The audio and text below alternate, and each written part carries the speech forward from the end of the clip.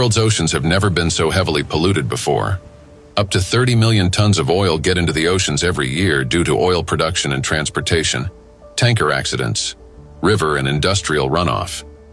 The pollution of the world's oceans with oil and petroleum products is only half of the problem. An even greater threat comes from what we have learned to make from oil, and we're talking about those very plastics. Today, the total area of these plastic islands of garbage on the ocean surface is almost the size of the United States and Australia combined. Let me say it again. The area of the US and Australia combined.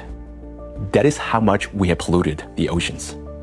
Researchers estimate that currently there are between 75 and 199 million tons of plastic waste in the oceans, with 15 million tons of plastics getting into the marine environment annually. This is comparable to 6,700 Olympic-sized swimming pools filled with plastics and entering the ocean every year. And do you know what actually happens to plastic when it ends up in the ocean?